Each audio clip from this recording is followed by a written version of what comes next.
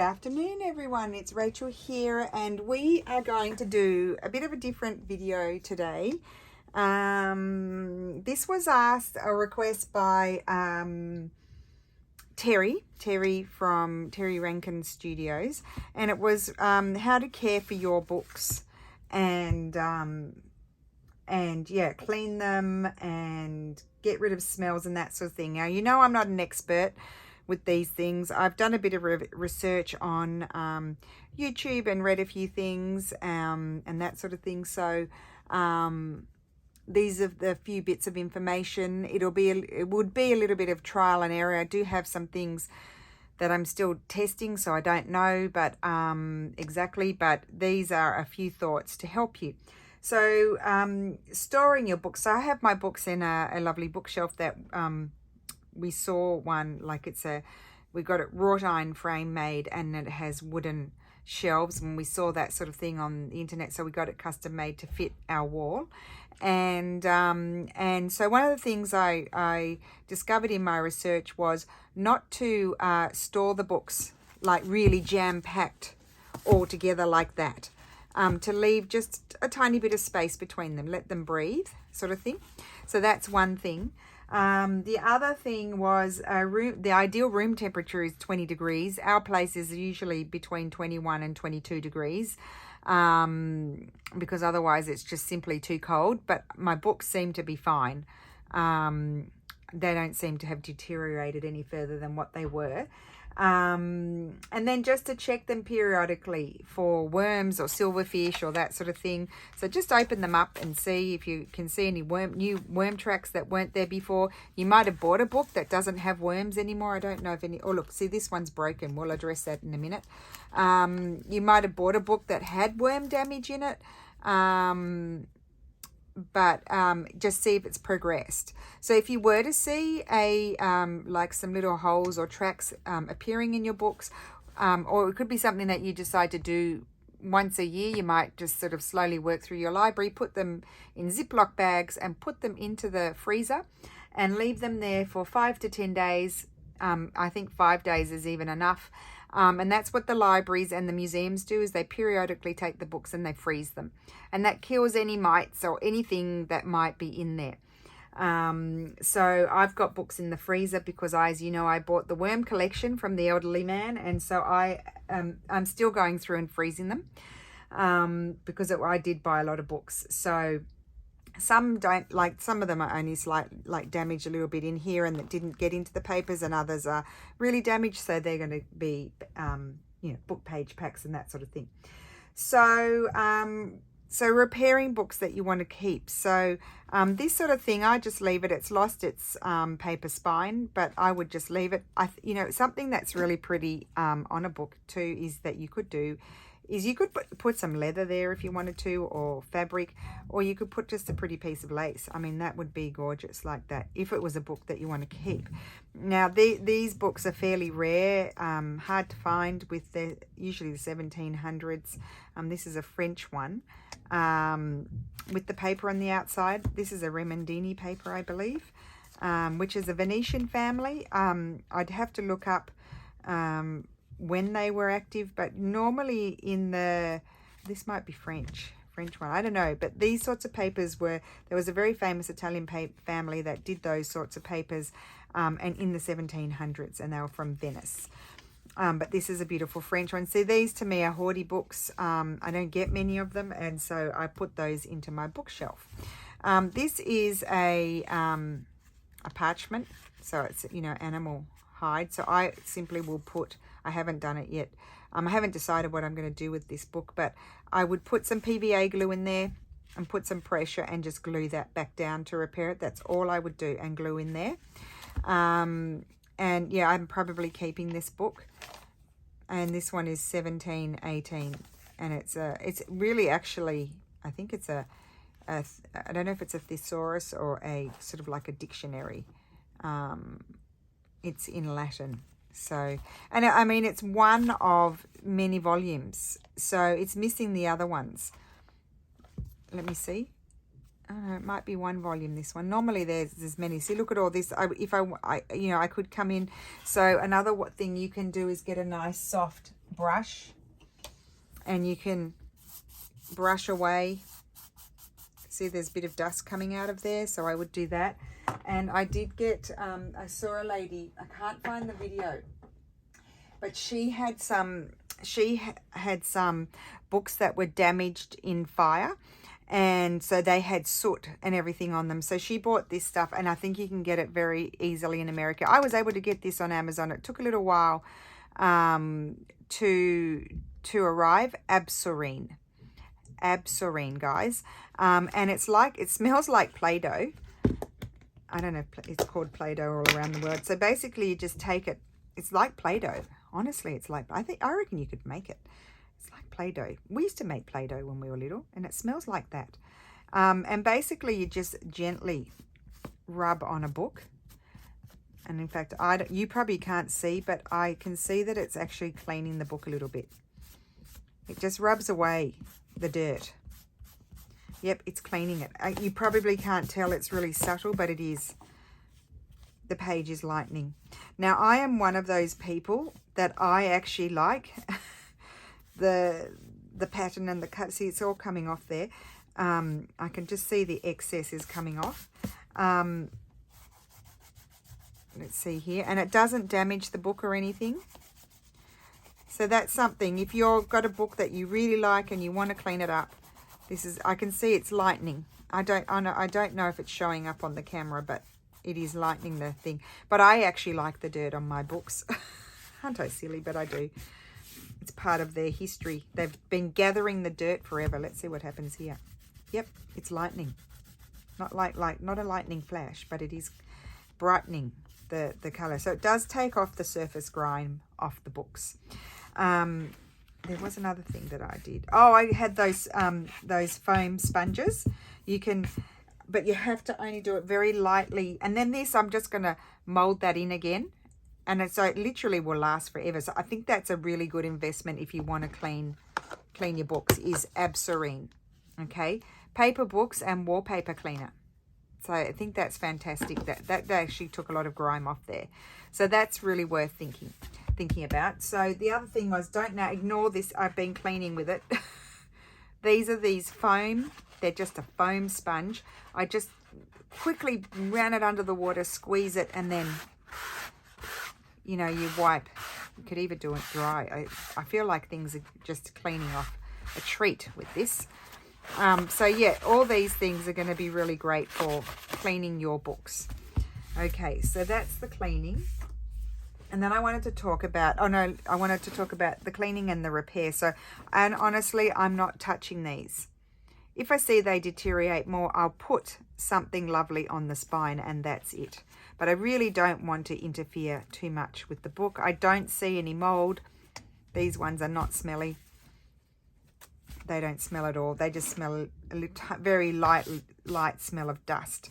Now, this book is a really old book. It's leather, and this is broken here. So what I would do simply with that is, again, the PVA glue. Glue that on with the, I think I actually did. I glued that down with the PVA glue. I actually dropped it.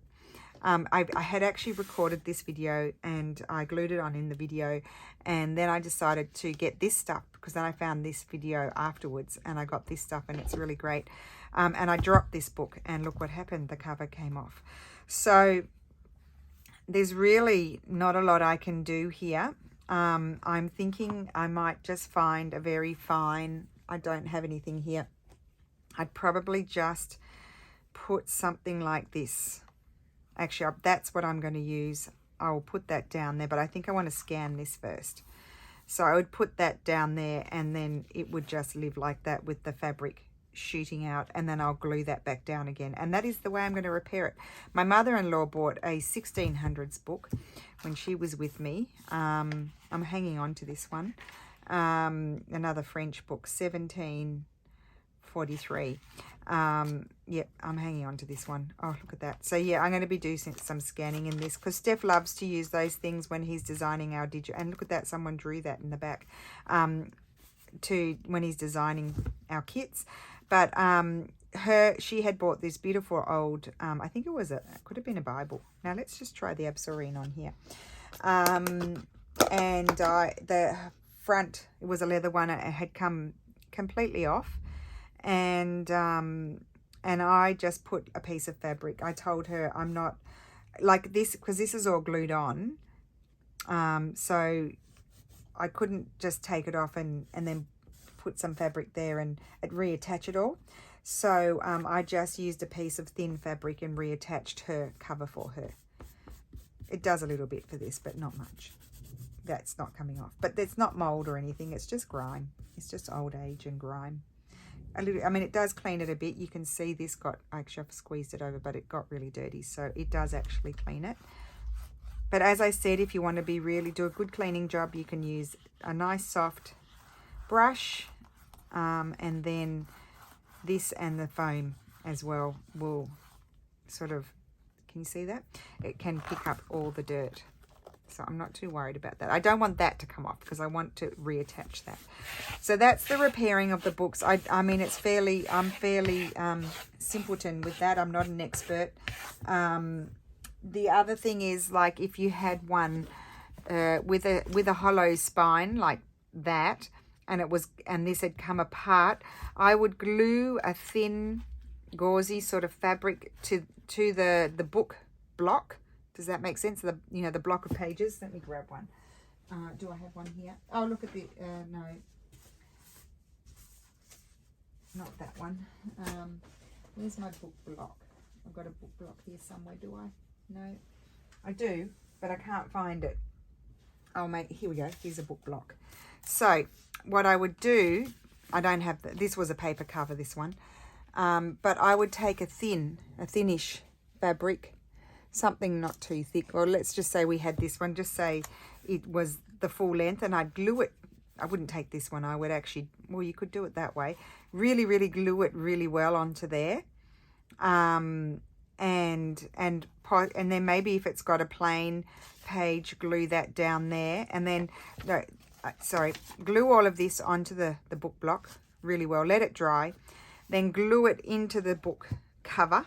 So we've got our book cover here, glue it into there, and just say this is your plain page, or you could actually glue some, like, take some paper, glue it there, so pretending it's right to there, then glue the fabric.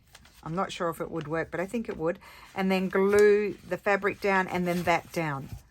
Or if you've got the first page here of the book that's not written or anything, you could actually glue the fabric down and then glue that to the cover. Obviously that one's come apart, and then glue that to the cover, and then that should hold the book back on the cover. That's what I would attempt to do. But if I was nervous about it, I would do nothing. I would just literally leave it. Okay, so that's my thoughts on repairing the books. And me not being an expert, I am not a book restorer. So let's just make sure that's clear. I am not a book restorer. Right, then the next thing is mold. Now, I tend to, because I have a lot of books, and the books that are in okay condition, or a bit like these that are kind of special books, I tend to put those, and there's no worms in there. I tend to put those into my bookshelf, not all of them. I will put some new ones in and take the old ones out and move those along, share those with you guys or whatever.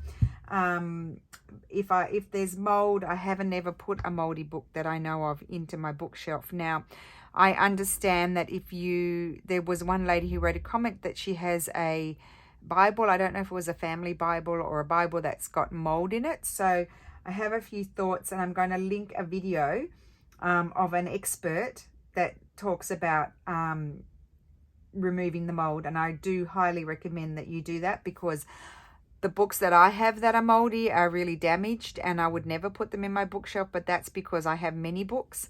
And those books I tend to salvage the paper that I can by tearing off the mold. But if it was like a really stunning book like this, that would break my heart. So I would be inclined to attempt what he was recommending. So first of all, you don't want your books to be stored in a room that's full of humidity. So their recommendation is only 50% humidity in your library, wherever you are. Our place is not humid at all because Steffi has installed this continual air circulation.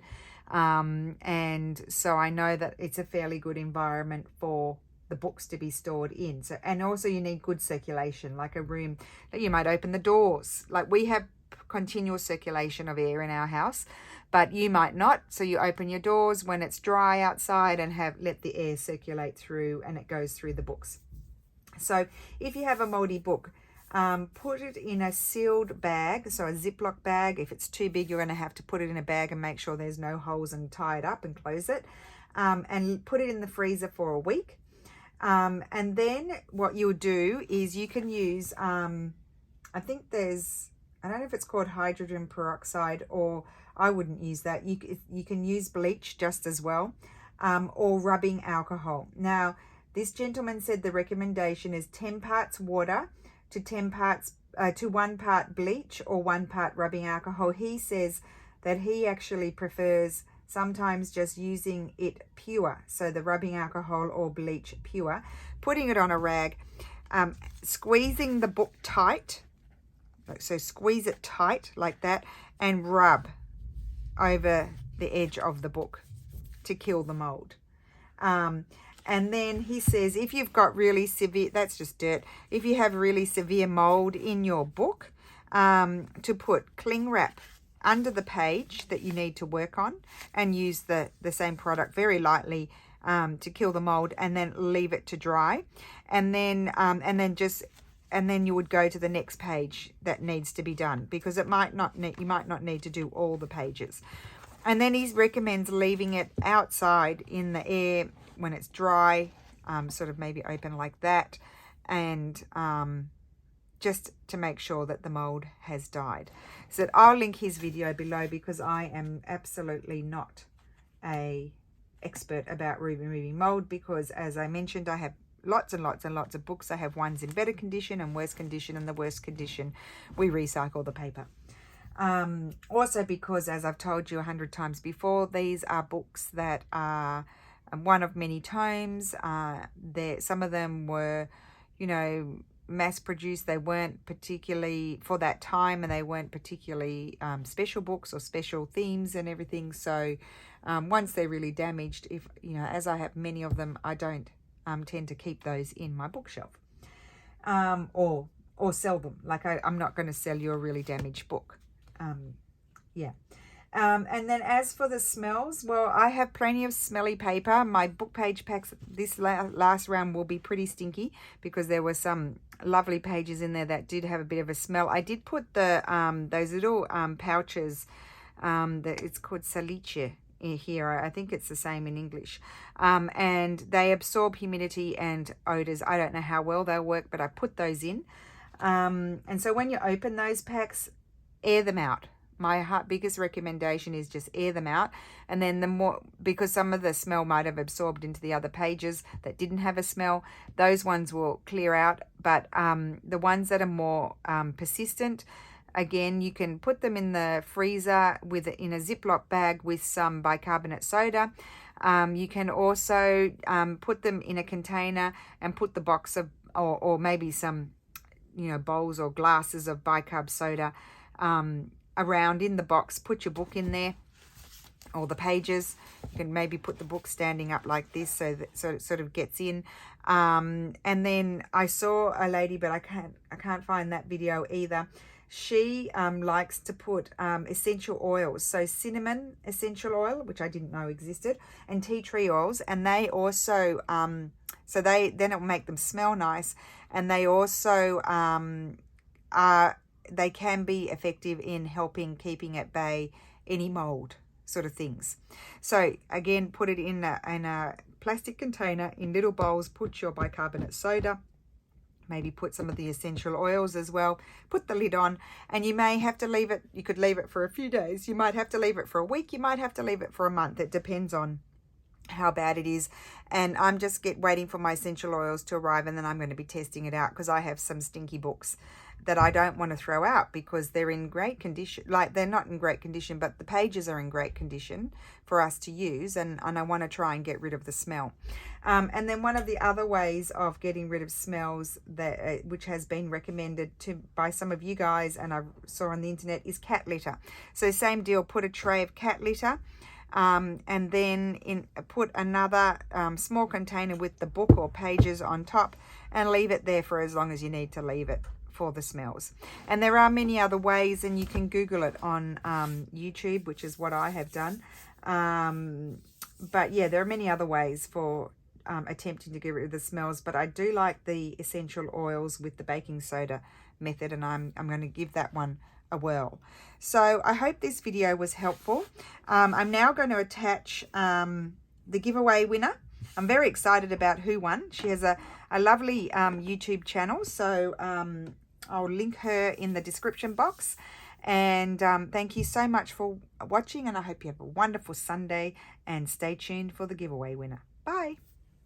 Okay guys, so here we go. I'm hand holding my phone, so excuse me if it's a little bit shaky, but I've put in the video that had the most comments, as I said I would last Sunday, and it was the video on the 1st of January. So where do I go? Oh, get your YouTube comments. I've got to do that. I'll put the link in. What? Oh,